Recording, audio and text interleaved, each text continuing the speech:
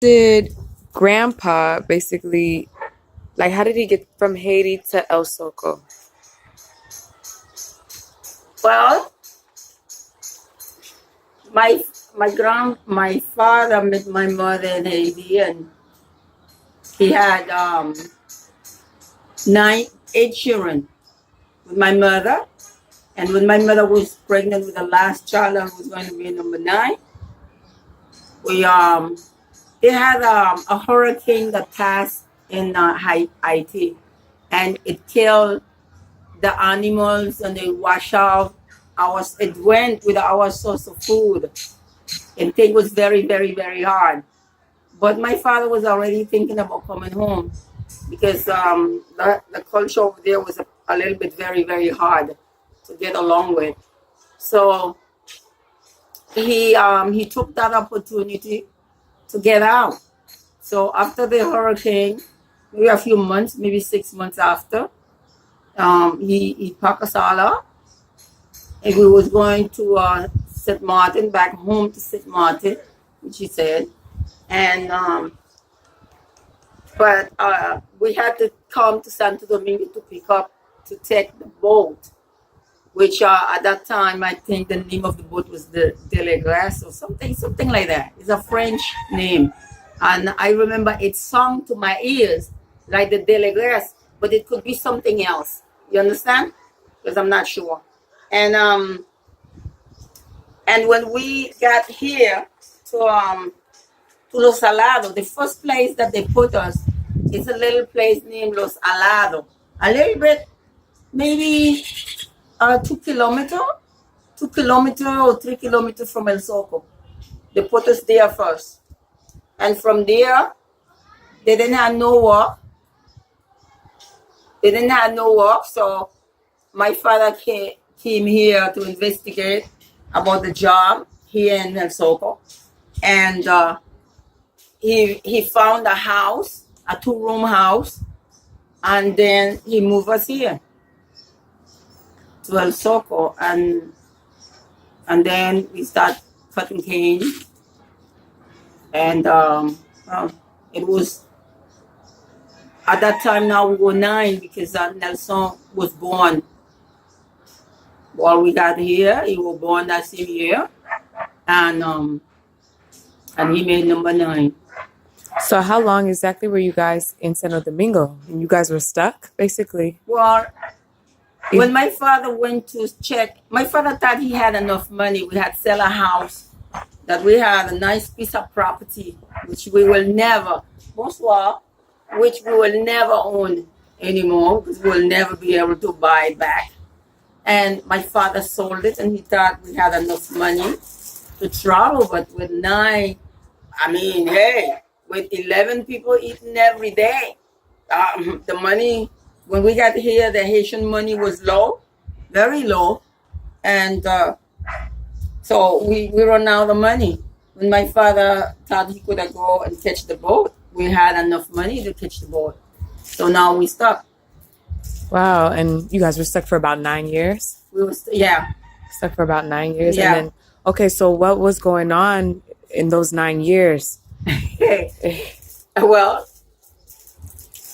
very hard life.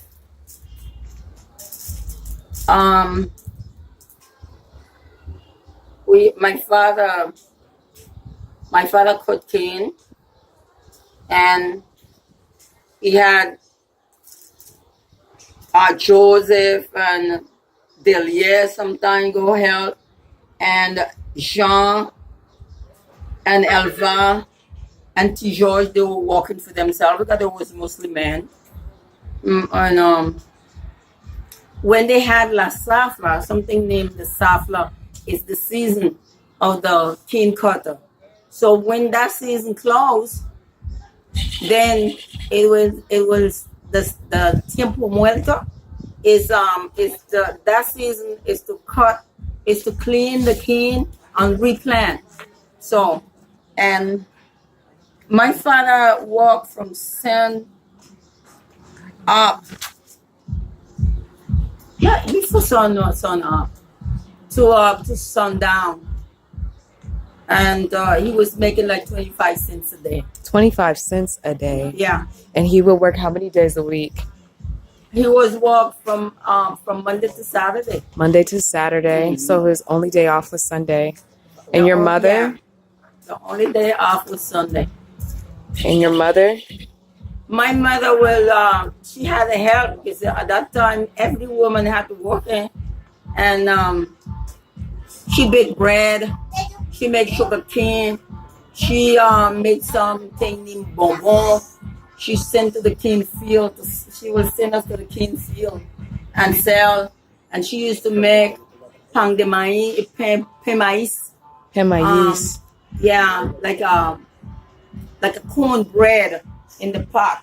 Because at that time we didn't have any oven, and she will send us to sell to help out a little bit. Not even that will had minimize the misery. Wow. Yeah, we was barely making it.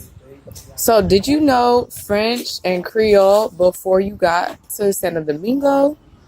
Did you Creole. So you and your brothers and sisters knew Creole in Haiti, and then from Haiti, you learned Spanish? I like Spanish here. You learned Spanish here? How long did it take? Was it hard learning Spanish? Was it hard learning a whole other culture from Haiti? No, because we was playing with the children here, and they always speak Spanish. Gotcha. So it wasn't hard to pick up because we ourselves was children. Got it. So you didn't feel like there was any difficulty at all, really? And learning the language? Yeah, it wasn't that much difficulty, but only when we went to school we had difficulty. Oh, okay. What was the most pressing thing you could remember at that time? Like pressing? Or like maybe just, I don't want to say depressing, but maybe like just something that really like sticks in your mind. Good or bad? The discrimination against Haitian. Okay, what was that like? Oh, it was terrible. It was terrible. Because then even if you are a child and you've been discriminated by other children, you can understand it. But when you are discriminated by elder people, it kind of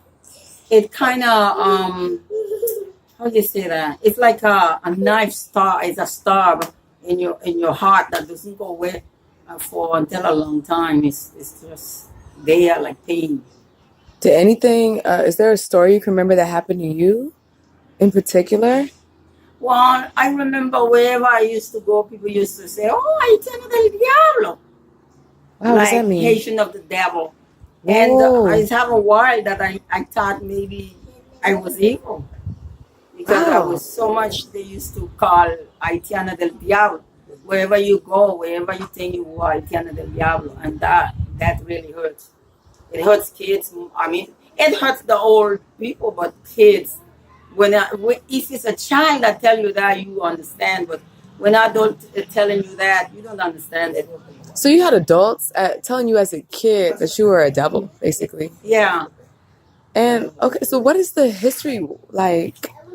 Why did that even happen when Haiti and I feel like Haiti and the Dominican Republic are so close together, you know? Yeah, they actually it's actually one country because the only thing that divides them is a river. But after I grew up, I kind of understand the frustration of the Dominican people because Haiti had governed this country for I think 32 years, and they probably did a lot of bad things. You understand? Oh, wow. And it caused a lot of anger. So we Haitians that come here, we pay for that anger.